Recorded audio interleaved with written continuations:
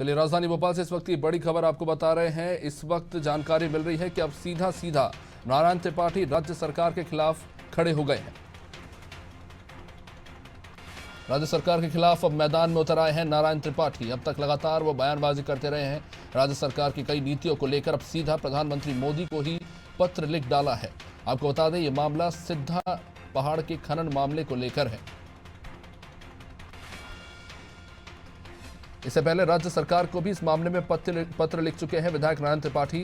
श्रीराम से जुड़े हुए स्थलों के पास खनन मुक्त करने की मांग की गई थी।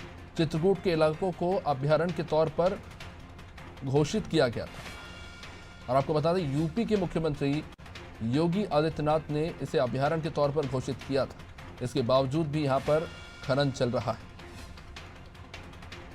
पहाड़ के खनन को लेकर प्रधानमंत्री को बीजेपी विधायक नारायण त्रिपाठी ने पत्र लिखा है। पहले राज्य सरकार को पत्र लिख चुके थे, वहां से निराशा हाथ लगने के बाद अब पीएम मोदी को पत्र लिखा है।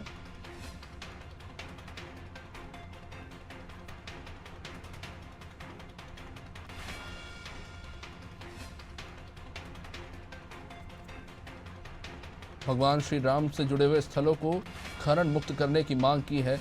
प्रधानमंत्री मोदी को पत्र लिखा है। हमारे साथ हमारे संवाददाता विवेक पांडे इस वक्त राजधानी भोपाल से जुड़े हुए हैं। विवेक, राज्य सरकार के खिलाफ अब सीधा प्रधानमंत्री मोदी को पत्र लिखा है नारायण त्रिपाठी ने और सीधे तौर पर भगवान श्री राम से जुड़े हुए जो स्थल हैं वहां पर जिस तरह से खनन हो रहा है लगातार इसकी खिलाफत करते रहे हैं। अब पीएम को खत लिखा है।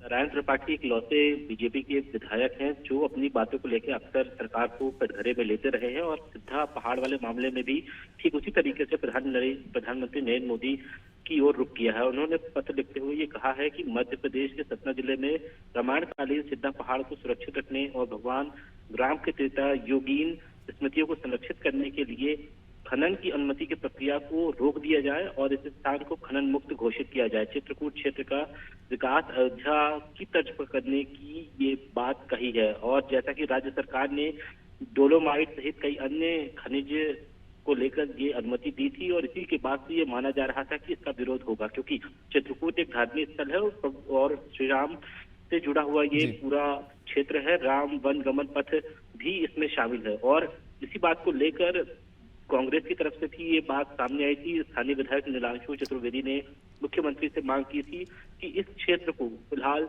अभयारण्य के रूप में घोषित किया जाए और नारायण त्रिपाठी की जो मांग है वो बेहद महत्वपूर्ण है इस लिहाज से क्योंकि धार्मिक क्षेत्र है और यहाँ पे खनन की अनुमति देना यानी कि जो पौराणिक कथाएं हैं जिनमें श्री राम का इसमें उल्लेख है वह त्रेता युग के दौरान जो कहानियां हैं इन तमाम बिंदुओं को सजेने की जो बात है उसको ध्यान में रखते हुए ये पत्र लिखा गया है। ये माना जा रहा है कि इस पत्र के बाद न सिर्फ राज्य सरकार फैसला लेगी बल्कि केंद्र सरकार भी इस खनन की अनुमति को निरस्त कर सकती है। हालांकि राज्य सरकार की ओर से इस मामले में अभी तक कोई सफाई नहीं आई है कि आखिर किन कारणों की वजह से इस अनुमति को फिर से दिया गया। तत्कालीन कलेक्टर सुखबीर सिंह सहित कई अन्य कलेक्टरों ने इस मामले को रोक दिया था। मामला 10 साल पुराना है और को फिर से ये बात निकल के सामने आई थी कि जो प्रदूषण नियंत्रण बोर्ड है उसने ये रोक लगाई थी। लगातार इस मामले की सुनवाई चल रही है और ऐसे में राज्य सरकार का हस्तक्षेप न करना इस लिहाज से नरेंद्र मोदी को ये पत्र नारायण त्रिपाठी की ओर से लिखा गया है।